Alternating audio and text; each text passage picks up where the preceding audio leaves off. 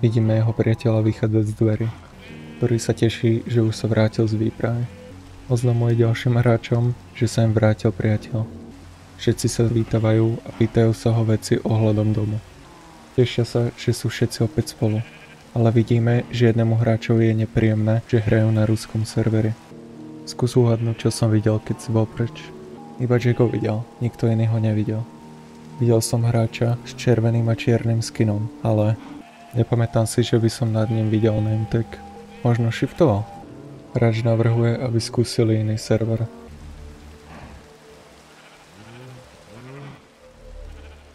Vidíme, že sa všetci premiestňujú dnu. Naša postava vchádza do kuchyne. Hráč sa ich pýta, že či sa im páči oheň, ktorý urobil na stole. Naša postava súhlasí, že je dobrý. Oznamujú našej hlavnej postave, že mu dali diamantový armor do truhly. Vyzerá, že už bude skoro deň. Potrebujem naťažiť nejaké drevo. Vidíme, že sa nedieje nič zvláštne. Až dovtedy, čo si všimol, že tento strom je nedoťažený.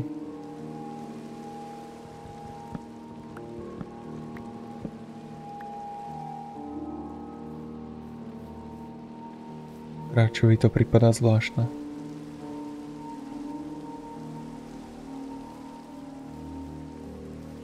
Ale keď pokračuje, zistí, že je tu len tak hodené drevo na zemi.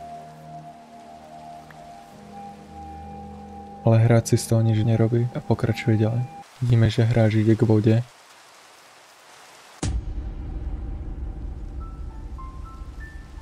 Keď za travou bola vidieť zvláštna čierna postava. Hráč vyzerá, že je zmetený.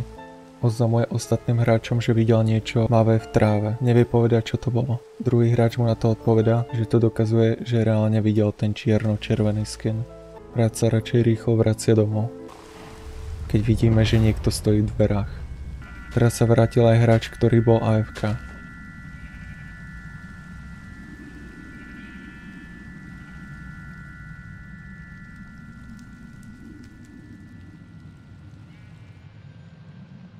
Rozprávajú sa o tom, že vyzerá ako hráč.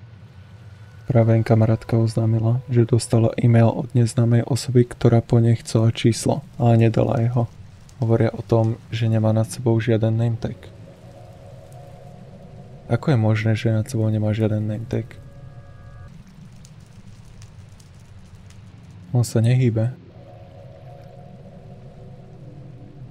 Chytni ho, možno sa pohne. Ale vidíme, že ďalej stojí bez prestávky. Vidíme, že dostala ďalší e-mail od tej istej osoby, ale tentokrát si ho zablokovala.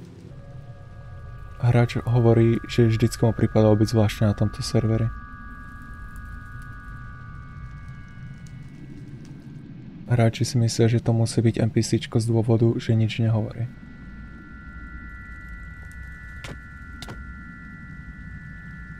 Hráč si myslí, že je to nejaký vtip od adminov, takže sa ho naša hlavná postava rozhodla zabiť.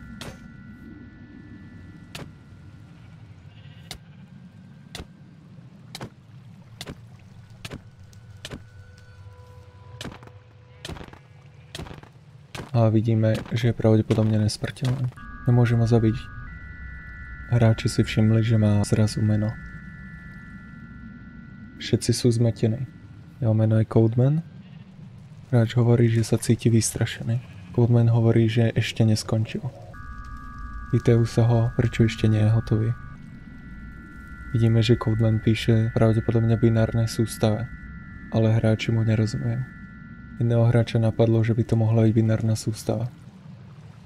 Hráča napadlo, že už to nebude NPCčko, ale reálny hráč. Snažia sa nájsť spôsob, ako ho dostať preč zo svojho domu. Keď v tom vidíme, že zrazu zmizol. A objavil sa naspäť v dome. Začal nekontrolovane otvárať a zatvárať dvermi. Vidíme, že to žiaden z hráčov nemôže robiť. Všetky dvere v dome sa otvárajú a zatvárajú.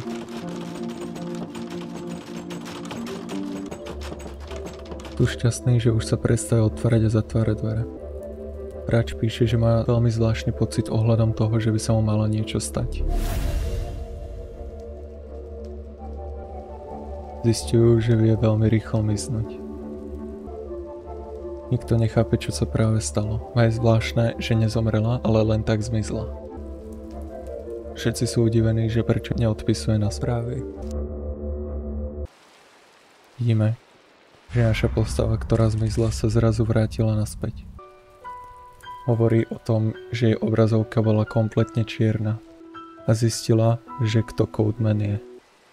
Hovorí, že je to entita, ktorá kradňa telefónne číslo, keď je pri tebe príliš dlho. Keď som mala black screen, tak mi napísal moje telefónne číslo do mailu, aj keď som mu ho nikdy nedala. Takže som sa rozhodla si založiť nové telefónne číslo. Odpájam sa z tohto serveru. Áno, myslím si, že by sme sa všetci mali odpojiť.